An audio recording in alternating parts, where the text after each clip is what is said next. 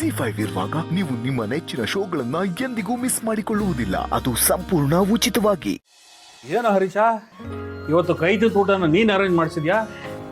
ನೀನು ಅರೇಂಜ್ ಮಾಡಿಸಿದ್ಯಾ ಅಂದರೆ ಏನೋ ಸ್ಪೆಷಲ್ ಇದ್ದೇ ಇರುತ್ತೆ. ಏನು ಸ್ಪೆಷಲ್ಲು? ಬಿಸ್ನೆಸ್ಸಲ್ಲಿ ಲಾಭ ಬಂದಿದೆಯಾ? ಇಲ್ಲ ಬ್ರೋ, ಇದು ನಾನು ಅರೇಂಜ್ ಮಾಡಿರೋ ಕೈ ಊಟ ಅಲ್ಲ, ಸಿಂಚನ ಅರೇಂಜ್ ಮಾಡಿರೋದು.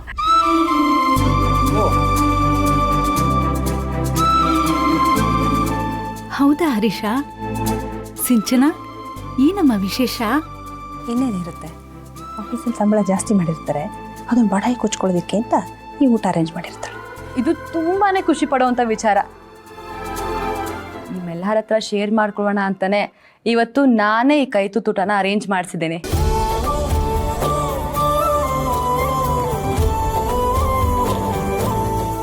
ಬರೀ ಪೀಠಿಗೆ ಹಾಕೋದ್ರಲ್ಲೇ ಇದೆಯಲ್ಲ, ಅದೇನು ವಿಷಯ ಅಂತ ಹೇಳ್ಬಿಡು. ಸಿದ್ದುಗೆ ಮದುವೆ ಫಿಕ್ಸ್ ಆಗಿರೋ ವಿಚಾರ ನಿಮ್ಮೆಲ್ಲರಿಗೂ ಗೊತ್ತಿದೆ, ಆದ್ರೆ ಅದು ಅಫಿಷಿಯಲ್ ಆಗಿ ಎಲ್ಲೂ ಅನೌನ್ಸ್ ಆಗಿರ್ಲಿಲ್ಲ. ಆದ್ರೆ ಈಗ ಮದುವೆ ಡೇಟು ಫಿಕ್ಸ್ ಆಗೋಗಿದೆ.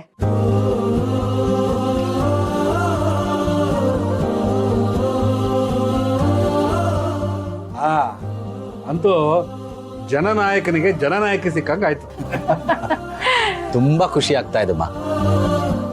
ನಿನ್ನ ತಮ್ಮ ತುಂಬ ಒಳ್ಳೆ ಹುಡುಗ, ಬೇರೆಯವ್ರ ಕಷ್ಟನ ಅರ್ಥ ಮಾಡ್ಕೊಂಡು ಸಹಾಯ ಮಾಡೋವಂಥ ಗುಣ. ಅಂಥವನ್ನ ಗಂಡನಾಗಿ ಪಡಿಬೇಕಂತ ಅಂದರೆ ಆ ಹುಡುಗಿ ಅದು ಎಷ್ಟು ಜನದ ಪುಣ್ಯ ಮಾಡಿದಾಳೋ ಏನೋ. ಇಬ್ರು ಸುಖವಾಗಿರ್ಲಿ. ಹೌದು ಸಿಂಚನ, ಸಿದ್ದು ನಮ್ಗೆ ಸಂಬಂಧಿಕ ಅನ್ನೋದಕ್ಕಿಂತ ಹೆಚ್ಚಾಗಿ ನನ್ನ ಒಳ್ಳೆ ಫ್ರೆಂಡು. ಅವನ್ ಚೆನ್ನಾಗಿರ್ಬೇಕು.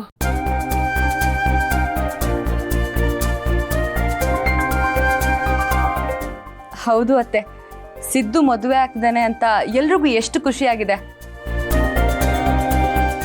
ನಮ್ಮ ಮದುವೆ ನಮ್ಮ ಅಪ್ಪ ಅಮ್ಮ ಅನ್ಕೊಂಡಂಗೆ ಆಗಿಲ್ಲ. ಅಟ್ಲೀಸ್ಟ್ ಸಿದ್ದು ಮದುವೆನಾದ್ರೂ ಧಾಮ್ ಧೂಮ್ ಅಂತ ಮಾಡಿ ಊರವ್ರನ್ನ, VIPsನ, ಪಾಲಿಟಿಷಿಯನ್ಸ್ನ ಎಲ್ಲರೂ ಕರೆಸೋ ತಯಾರಿಲಿ ಇದೆ. ಅದ್ರ ಬಗ್ಗೆ ಮಾತುಕತೆನೂ ನಡೀತಾ ಇದೆ.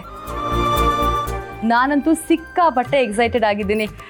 ಯಾವಾಗ ಸಿದ್ದು ಮದುವೆ ಬರುತ್ತೋ, ನಾನು ಯಾವಾಗ ಓಡಾಡ್ತೀನೋ ಅಂತ ನೋಡಕ್ಕೆ ಕಾಯ್ತಾ ಇದ್ದೀನಿ. ಸಿದ್ದು ಮದುವೆ ಒಂದು ಆಗ್ಬಿಡ್ಲಿ, ಅಪ್ಪನ ಹತ್ರ ನಾನೇ ಖುದ್ದಾಗೋಗಿ ಭಾವನನ್ ಬಗ್ಗೆನೂ ಮಾತಾಡಬೇಕು ಅನ್ಕೋತಾ ಇದ್ದೀನಿ.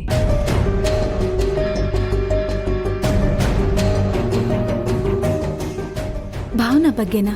ಏನ್ ಮಾತಾಡ್ತೀಯಮ್ಮ?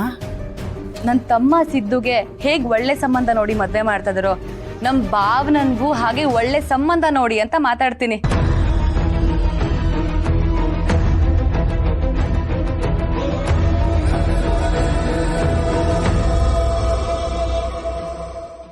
ZEE5 ಆಪ್ ಡೌನ್ಲೋಡ್ ಮಾಡಿ ಎಲ್ಲಾ ಸಂಚಿಕೆಗಳನ್ನು ಸಂಪೂರ್ಣ ಉಚಿತವಾಗಿ ನೋಡಿ.